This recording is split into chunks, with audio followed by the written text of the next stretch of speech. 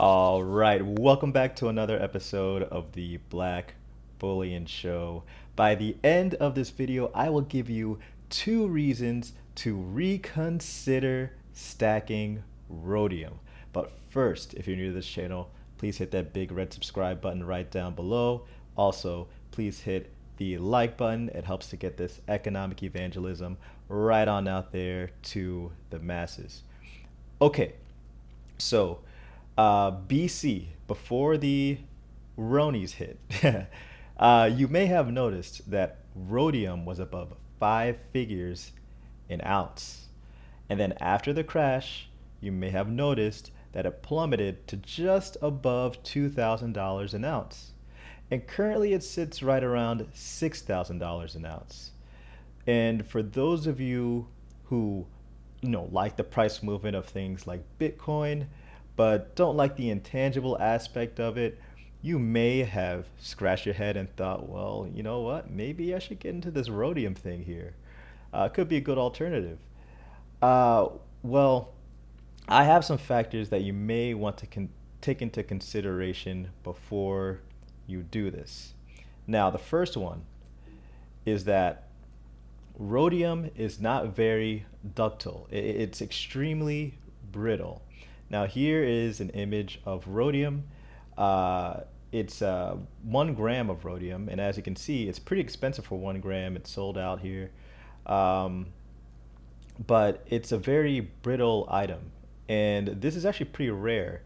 Though there are rhodium coins, a lot of investors actually prefer to keep it in these in these bottles, what is also known as sponge within a bottle. And one of the reasons why is because, for those of you who live in environments that aren't conducive to keeping things from breaking, um, you know, and you just don't want to have to deal with that idea of possibly, destroying your investment. Some will consider getting rhodium in the sponge form, which again is a powder within a bottle. Now, the second reason to possibly reconsider your rhodium investment, in addition to it being somewhat brittle, somewhat fragile, is this. It's selling.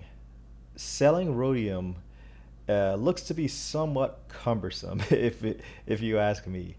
So here is actually a quote from Kitco's website. I got this from a Seeking Alpha article, which I'll link into the description below if you want to check out some other reasons to maybe reconsider your um, rhodium investment. But here's what Kitco said. Taking delivery of your Kitco rhodium sponge will mean that the Kitco rhodium chain of integrity is considered compromised. This will impact the resale value of your rhodium. If the seal is intact, we will buy back at 95% of the rhodium pool bid price. If for any reason the seal is not intact or has been tampered in any way, we will only buy back at 80% of the Kitco rhodium pool bid price. And we will charge a $250 assay fee per container. Now that is ridiculous. Now I know there are wild swings in rhodium, so maybe you feel like, okay, I can eat that. I can eat those costs. That's fine. And maybe some of you can. But for some of us who, are used to just, a very similar buying and selling process, this is, to me, it's just a little bit too cumbersome to deal with. But maybe for some of you, it's not. So I want to hear from some of you rhodium investors, not the ETF, but the actual physical items.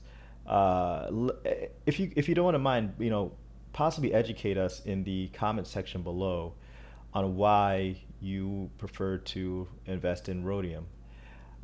Thanks again, guys, for watching this. Really appreciate your views. Please give the video a like. Please subscribe. Let me know if you are considering investing in rhodium. Thanks again. It's Black Bullion.